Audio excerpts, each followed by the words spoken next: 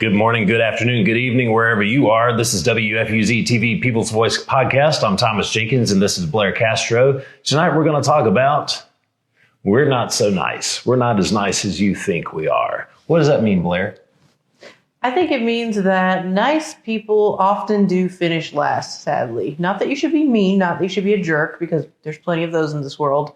But in case you guys forgot how we started all of this, in case you forgot some of the stuff that we've done, we are not opposed to calling people out. We're not going to cower or hover around in fear of what people think. That's right. Cut to the tape.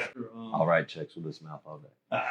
Conviction shall be guilty upon conviction of a Class A misdemeanor. I am not done. Take it down a little bit. This is not an angry discussion. You're welcome. Any person who attempts Section 17-17-4, I am speaking so I am heard clearly. Can you state the statute that says we can't be on the sidewalk? Sir, I don't know what the statute is. All I know that they don't have. So you don't have the authority to tell us we can't be on the sidewalk, right? I have the authority. I'm the inspector. You don't have authority as an inspector to tell us what to do. In my life, I've said it to everybody. How loud, how emphatic do I have to say it to this county? Can this room hear me? Help us. So as you can see, equal opportunity. Yes, it doesn't matter if you're a politician. It doesn't matter if you're an elderly boomer who has strong opinions and does things in the community. It doesn't matter if you're the mayor. It doesn't matter if you're a random anybody. It doesn't matter who you are.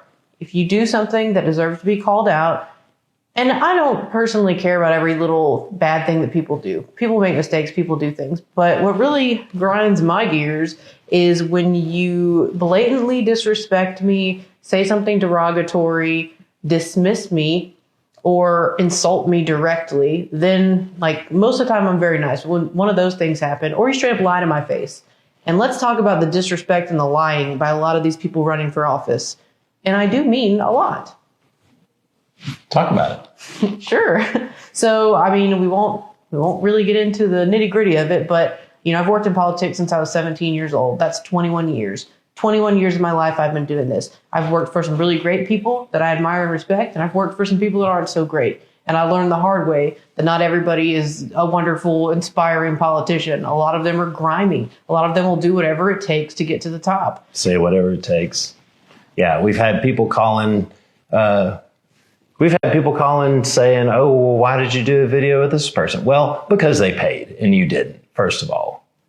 Sometimes. And also I've had people, dirty dollar danglers, come saying they were going to hire me, saying, oh, they love my work. Here, do bragging about how much money they raised. Yeah, do a couple little projects here and there. We're going to bring you on, and then take our ideas. Yeah, and like use my network. It's very griftery. Mm-hmm. It's giving like, you know, a grifter who doesn't really know where to go, so they find other people to latch onto, like leech. I don't know how to describe it. It's bizarre. And I've dealt with that a lot in Pensacola, and I'm dealing with it here, and it's everywhere you go. You cannot be too careful with who is around you and the character of people. And I go into this business, a lot of people, you know, I'm in the business of politics, but are you really? Because I've been doing this 21 years as a consultant with very popular congressmen, very, you know, high level officials, all the way up to going to New York and meeting with, you know, the top tier people in our country. I know what I'm doing.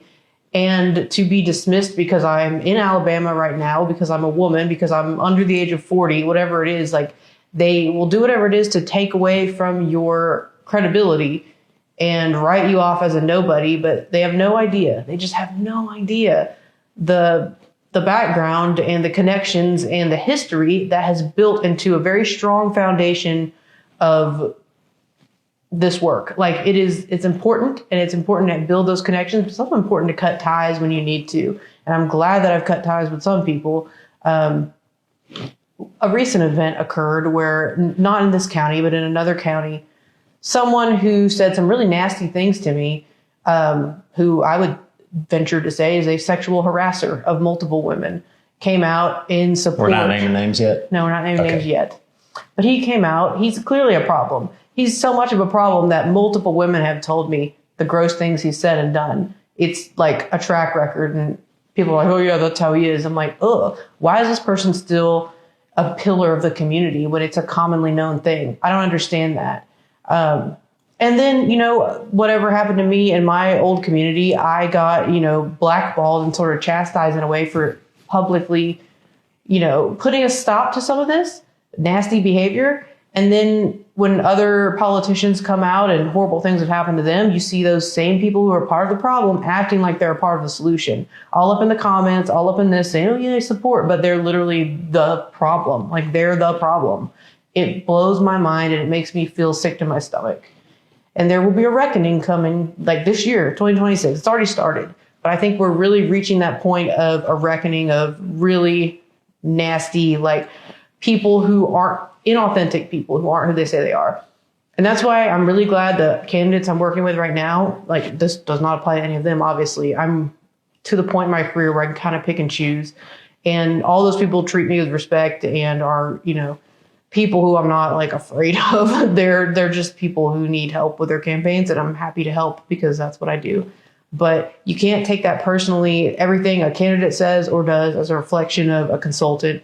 You can't take, everything that I do as a reflection of candidates either. We're still people. Everybody has their own individual ideas and friendships and networks, but just pay people what they're worth, treat people with respect, don't be disgusting, and stand by people when something wrong happens. When you see something gross, like, call that behavior out, and we got to put a stop to it. And like we said before, we're not here for gotcha journalism, but if you need to get got, then, if the shoe fits, you're going to wear it. Absolutely.